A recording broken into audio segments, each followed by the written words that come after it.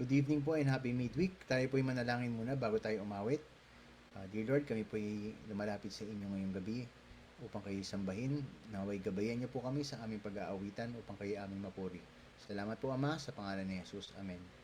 Una po nating awitin, Come Christians, Join to Sing.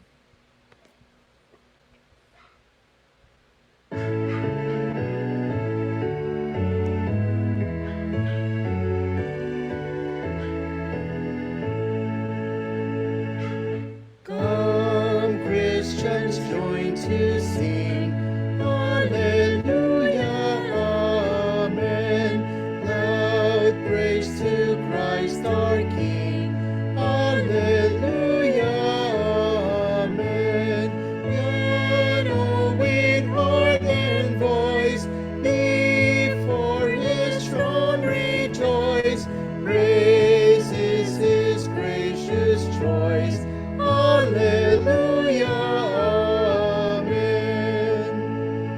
Come, lift your hearts on high. Hallelujah, amen. Let praises fill the sky. Hallelujah, amen. He is our guide and friend. To us He'll condescend. His love shall never end. Hallelujah, amen. Praise yet our Christ again. Hallelujah, amen. Life shall not end the strain. Hallelujah, amen. On heaven's blissful shore, His goodness will adore, singing forevermore. Hallelujah, amen. For opening song, we'll sing Rejoice, Ye Pure in Heart.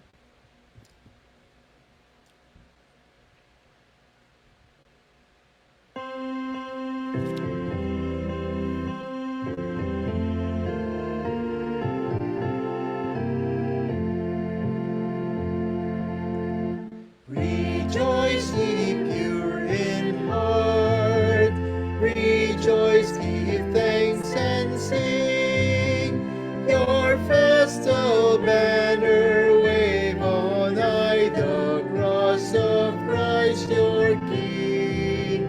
Rejoice, rejoice, rejoice, give thanks and sing. With voices full and strong, as ocean surging praise, send forth the sturdy hymns of old, the songs of ancient days. Rejoice, rejoice, rejoice, give thanks and sing. With all the angels' choirs, with all the saints on earth, pour out the strains of joy and bliss, true rapture, noblest mirth. Rejoice, rejoice, rejoice, give thanks and sing.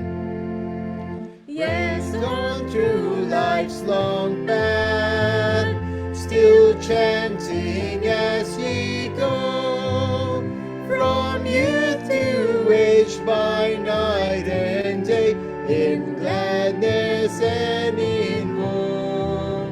Rejoice, rejoice, rejoice, give thanks and sing.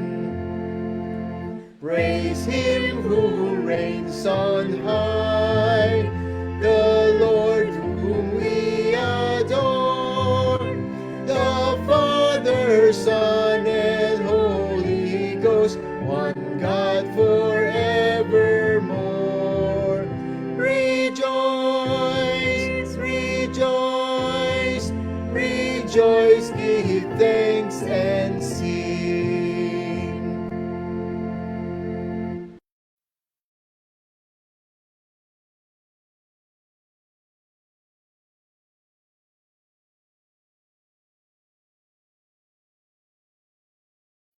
Mapagpala namin Diyos, salamat po at kami ay sama-sama magpupuri sa inyong dakilang pangalan. Nilalapit din po namin sa inyo ang aming mga puso at kaisipan na kayo ang siyang manguna sa pagsamba sa gabing ito. At gayon din po ang may mga bahagi sa gabing ito, nawayin niyo silang pagpalain at gayon din po ang inyong mga tagapakinig. Ganito na po ang hiling at dalangin sa pangalan ni Jesus. Amen. Mapagpala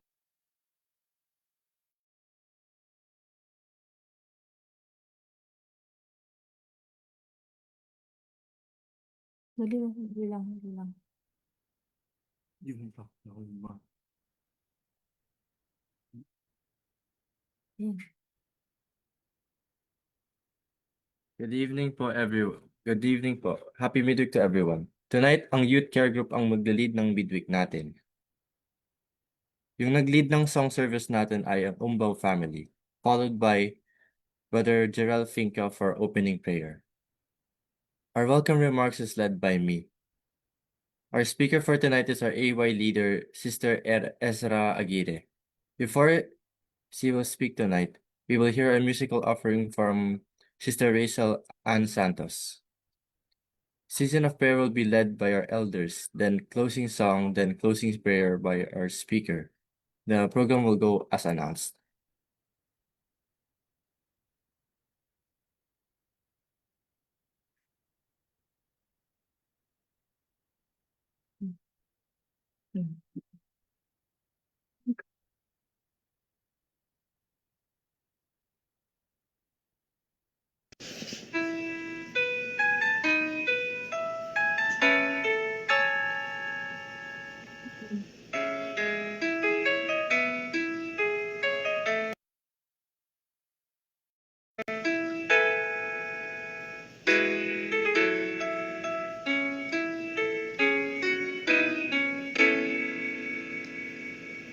Just the time I feel that I've been caught in the mire of sin. Just the time I feel my mind's been bought by worldly wealth. That's when the breeze begins to blow. I know the Spirit's call,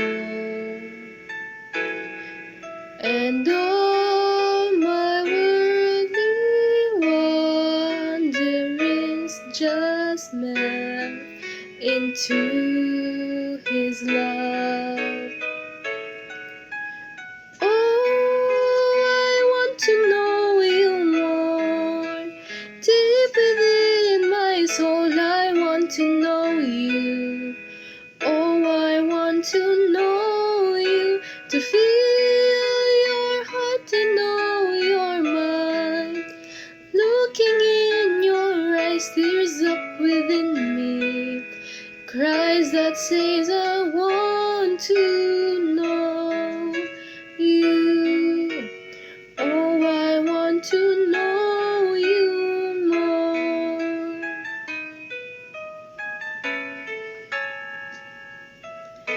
And when my daily deeds ordinarily lose life and soul, my heart begins to bleed sensitivity to Him is gone. I've run the race but set my own pace and face a shattered soul. Now the gentle arms of Jesus warm my hunger to behold. Oh, I want to know you more, deep within my soul,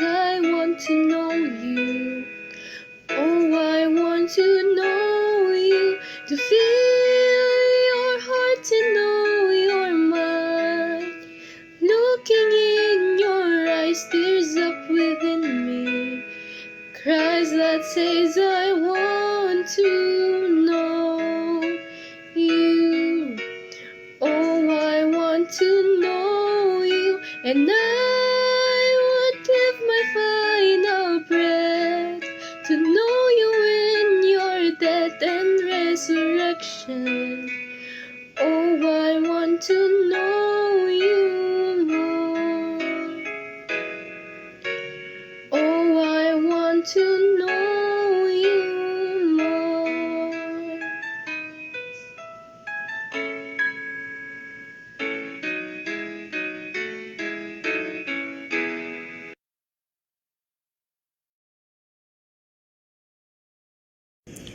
Magandang gabi po sa ating lahat at happy midweek. Ngayong gabi po, ang pamagat po ng aking itatakal ay humble in God's service. So, magandang gabi po sa ating lahat, brothers and sisters. Ngayong gabi po, I want to speak about something simple yet deeply powerful. Humility in serving God.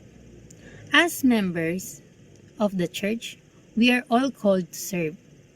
Iba po sa atin ay sa pamamagitan ng pag-preach, sa iba sa pag-aawit, sa iba naman po sa pamamagitan ng pagtuturo.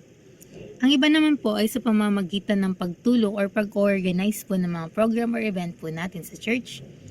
Sometimes naman din po ay sa pamamagitan po ng paglilinis o sa pagtulong po na mas mapanatiling malinis po ang ating simbahan. At iba naman po ay support quietly. Support quietly po, ito po ata yung tinatawag natin minsan na moral support. Ayun po.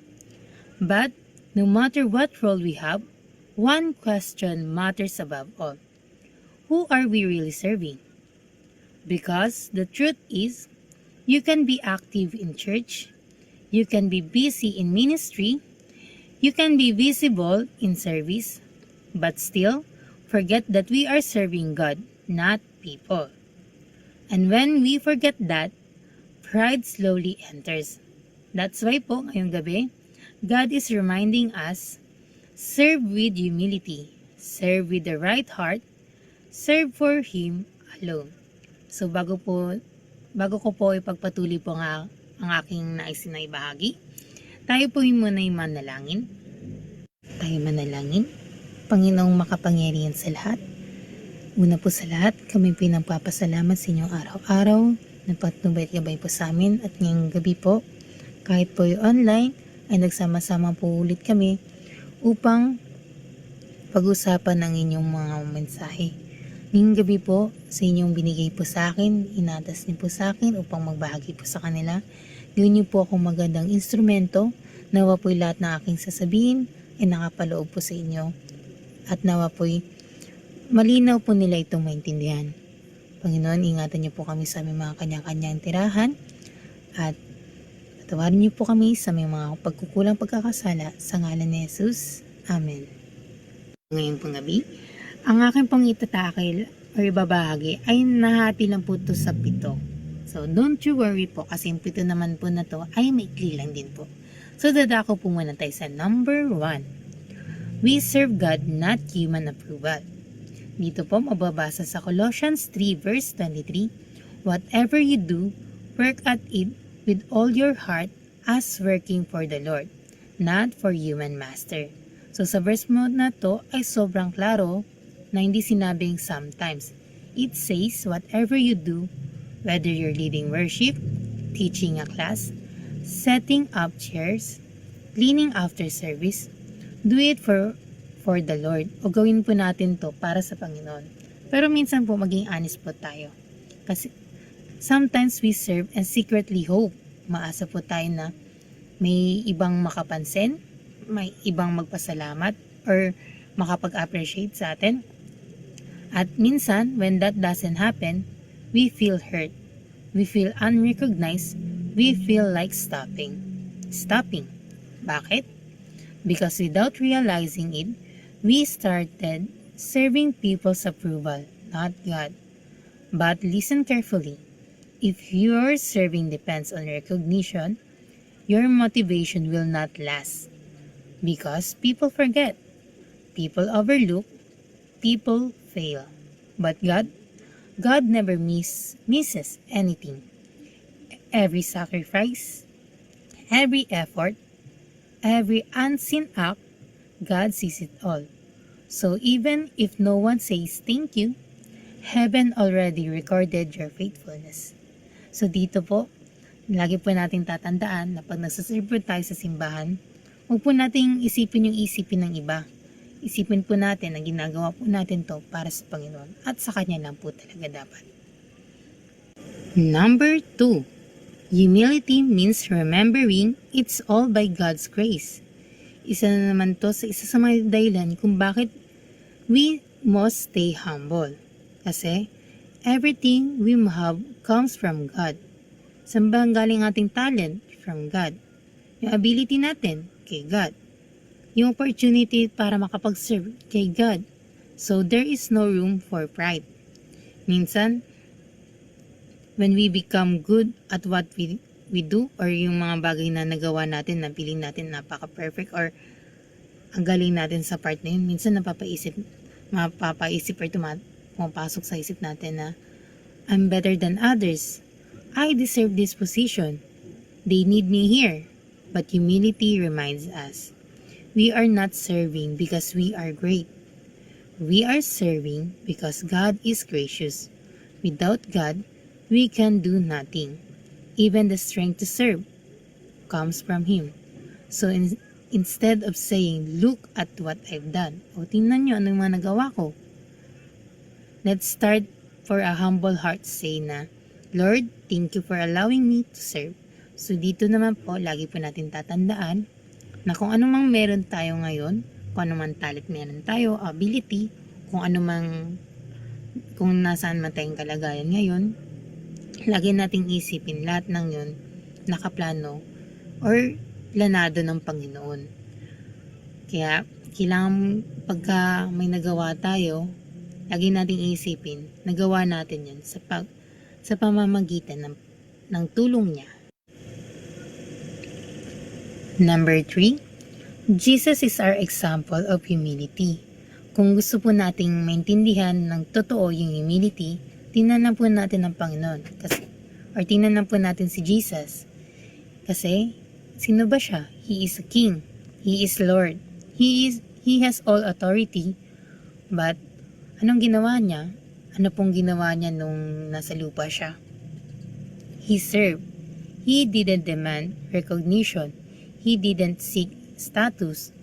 He didn't act above others.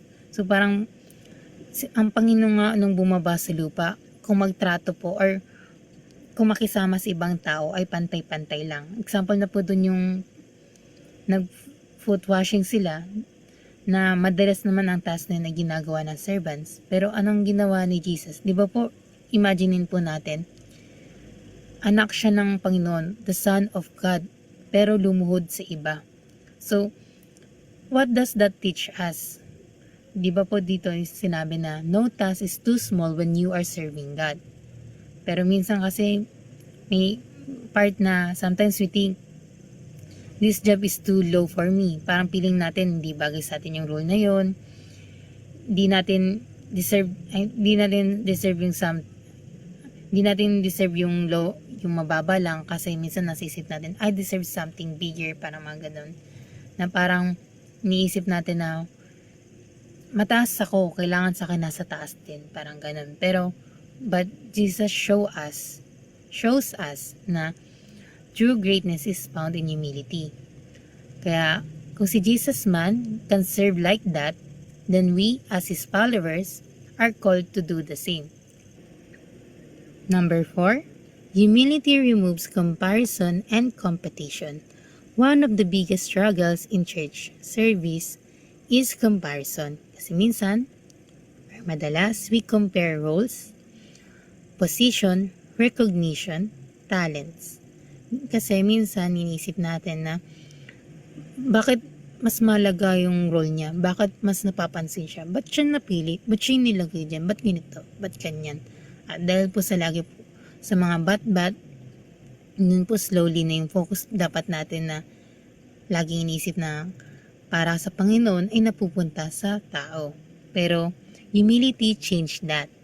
Humility says, it doesn't matter what my role is.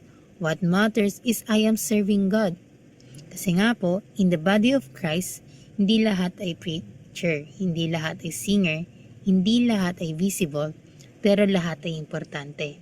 The one speaking on stage and the one setting up quietly. Both are valuable in God's eye. So stop comparing. Because when you compare, you lose joy. When you compare, you invite pride or insecurity. But when you stay humble, you find peace in your calling. Number 5, humility accepts correction. So let's be real. Serving God doesn't mean we are perfect. We make mistakes, we have weaknesses, we still need growth. But sometimes God corrects us through leaders, through feedback, through situation. Now the question is, how do we respond? A proud heart says, bakit mo ko tinatama? Kundi naman, alam ko naman kung anong ginagawa ko. O hindi. Naku, mali sila. Pero, ang humble na heart, sinasabi, Lord, teach me. I want to grow. Correction is not rejection. It is God shaping you. So if you want to serve God well, you must stay teachable. Because humility is not just about how you serve. It's about how you respond when you're corrected. Number 6, faithful even when no one sees. This is one of the most important part of humility. Who are you when no one is watching? So, sino ka nga ba pag walang nakatingin? Kasi, madali lang mag-serve kung people are watching, you're on stage, you are recognized. Pero, paano naman pag wala? Paano naman pag about hidden tasks, quiet service, unnoticed efforts? Do you still give your best? Kasi, true humility is revealed in secrets. When you still show up, serve faithfully, give your best. Kahit na walang nanonood or walang nag-upload. Bakit? Kasi, alam natin kung sinong sineserve natin. Sino nga bang sineserve natin? Diba si God? So, ang ating pinaka number 1 na audience ay si God. Hindi ang people, hindi ang leaders, hindi ang crowd, pero si God. And that changed everything. And lastly po, number 7, the reward of humble service. Minsan ba natanong nyo rin po ba sa sarili nyo na ano bang makukuha ko pag nagsiserve ako? Pero ang totoo, serving God with humility may not always give you recognition on earth. Pero, it gives you something greater. Peace in your heart, joy in your service, growth in your character, and eternal reward from God. Kasi, one day, all titles, position, and recognition, lahat po yun ay lalaho. Pero, what will remain in this ay yung faithfulness to God. Tapos imagining, hearing yung mga salita na, maririnig mo yung mga salita, sasabihin na, well done, good and faithful servant. That is the only recognition that truly matters. So ngayon po, mga kapatid, try po natin examine ang mga puso natin ngayong gabi. Bakit nga ba tayo nagsiserve? Para ba to sa mga tao? Para ba to sa recognition? Para ba to sa position? Or dahil sa it is truly for God? Lagi po natin tatandaan, we serve God, not human approval. We stay humble because everything comes from Him. We follow Jesus' example of serving. We reject comparison and pride. We accept correction with a teachable heart. We stay faithful even when no one sees. Because at the end of the day, we are not here to be praised. We are here to glorify God. So let us serve with humility. Let us serve with sincerity. Let us serve with a heart that says, Lord, this is all for you. Yun lang po.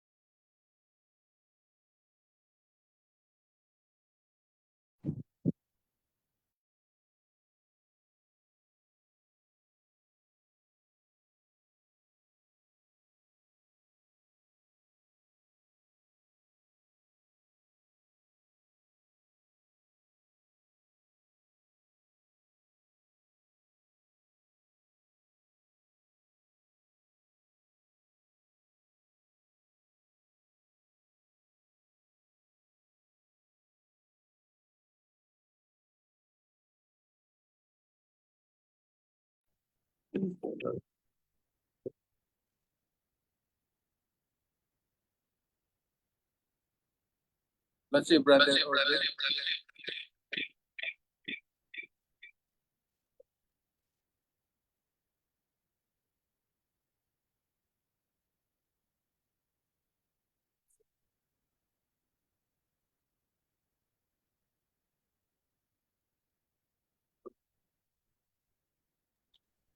Okay,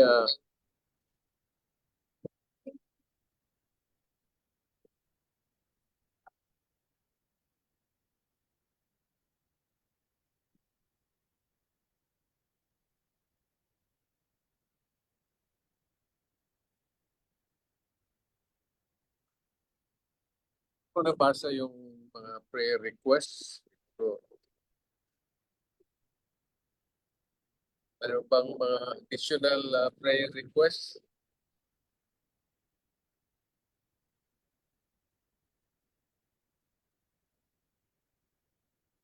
Dati may nakasulat ba? Hindi na wala naman nag-send, di ba?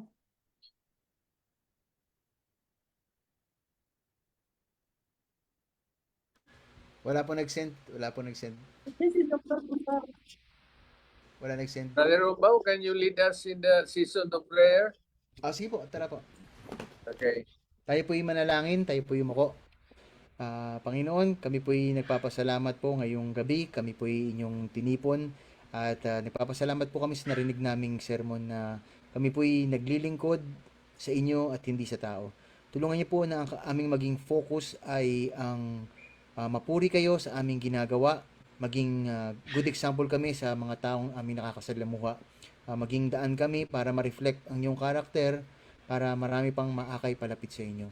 Pinadalangin po namin ang aming church, ang aming PUC Remnant Church at ang iba pa mga simbahan na sanay ang bawat membro ay magtulungan para palakasin ang pananampalataya ng bawat isa. Nadalangin po namin ng mga baguhan namin mga membros sa Barangay 160 na kanila po mga pananampalataya ay tumibay at mag-grow sila in faith. Dinadalangin po namin ang mga kapatiran namin, ang may mga sakit, ang mga may mga problema, kami pong hinihiling na sila po inyong tulungan. At kung kami ay magagamit, sana po marating po namin sila upang makatulong kami sa kanila. Nagpapasalamat po kami dahil sa buong mga araw na nagdaan, kami po hindi nyo pinabayaan, kami po lagi nyong ginagabayan. Binibigyan nyo kami lakas para malagpasan ang mga problema sa aming buhay. Binibigyan nyo kami makakain at binibigyan nyo kami maayos na kalusugan. Salamat po, Ama. Sana po gabayan niyo pa po kami sa mga susunod na araw at tulungan niyo po kaming manatiling tapat at nananampalataya hanggang sa inyong muling pagbabalik. Patawarin niyo po kami, Ama, sa mga kasalanan namin sa pangalan ng Panginoong Jesucristo. Amen.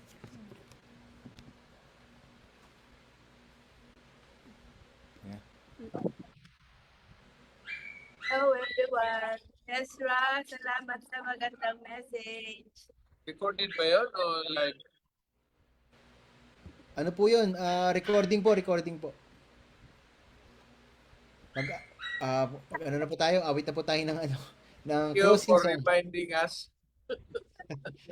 Closing song po tayo. God will take care of you. Tayo po'y umawit.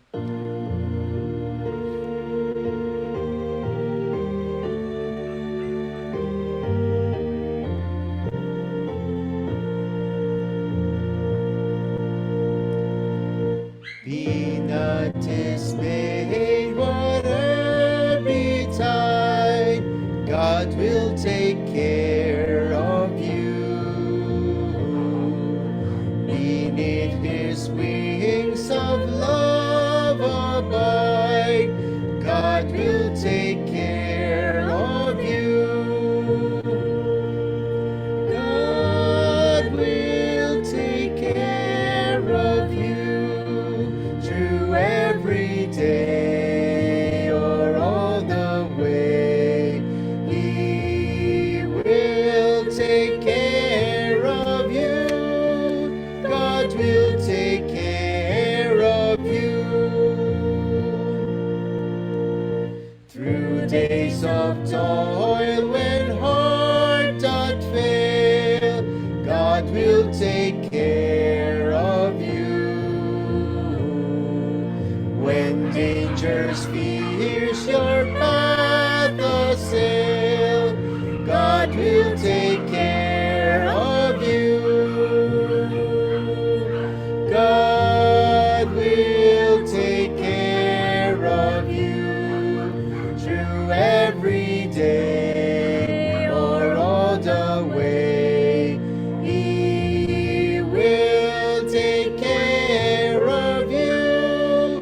God will take care of you. All you may need, He will provide. God will take care of you. Nothing you ask will be denied. God will take care of you. God will take care of you through every day or all the way. He will take care of you. God will take care of you.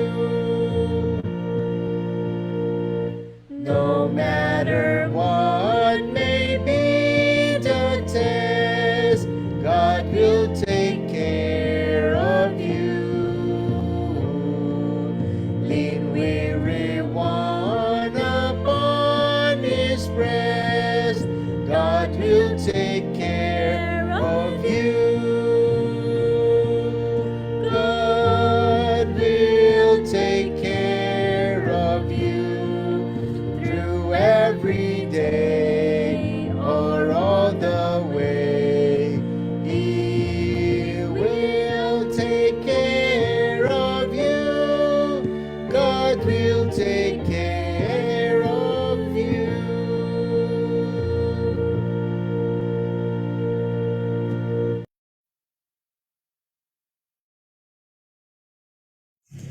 Tayo yumuko po para po sa panalangin.